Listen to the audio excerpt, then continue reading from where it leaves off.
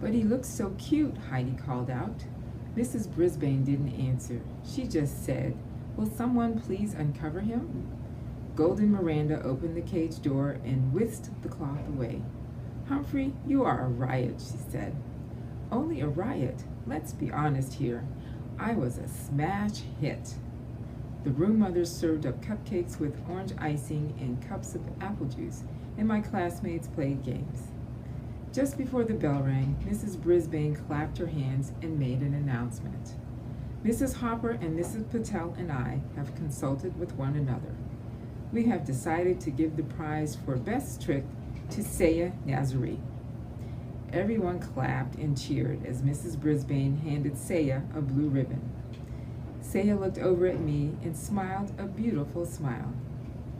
Mrs. Brisbane continued, "And we have decided to award the prize for best costume to Humphrey." She walked over to my cage and taped a big blue ribbon to it while my classmates cheered for me. "Thank you," I squeaked, but I'm not sure anyone could hear me over all the noise. "Thank you all."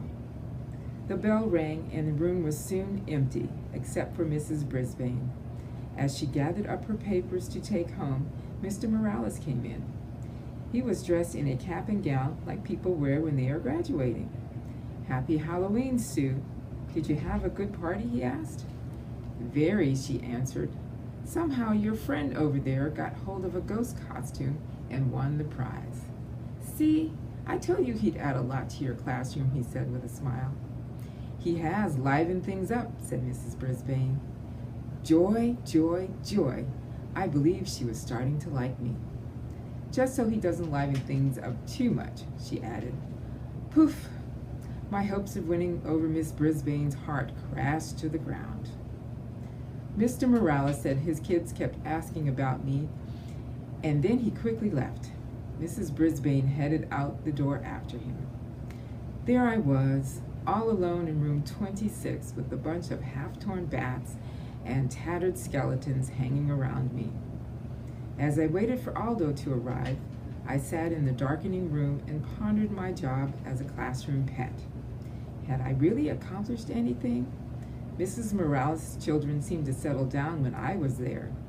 Saya's mother began to learn English, and Saya would probably never have sung in front of the class without my encouragement.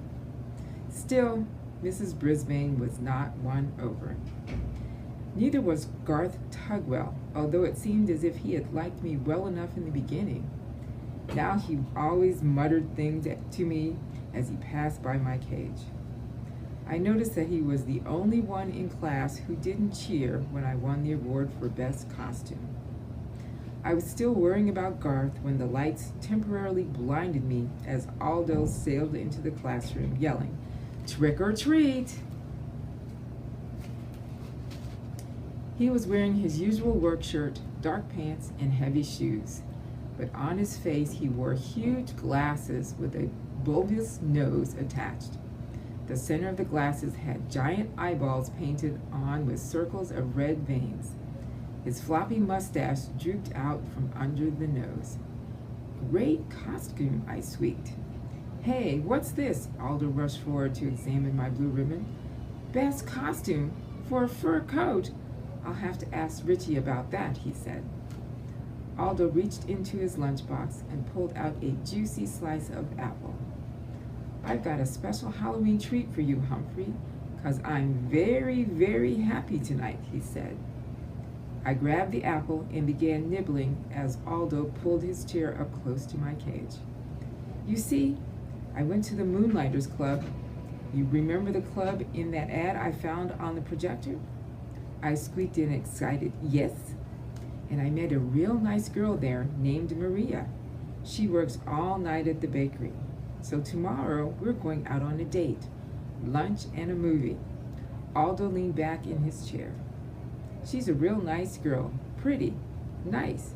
Did I tell you she works in a bakery?" Aldo rose, paced back and forth in front of my cage. "You know what I can't figure? I can't figure out how that ad got on the projector. Mrs. Brisbane wouldn't show that to the class. She wouldn't be interested herself. And it was weird how the projector was left on. Mrs. Brisbane always leaves her room in ship-shape condition. He paused to rub his chin, then looked at me out of the corner of his eye.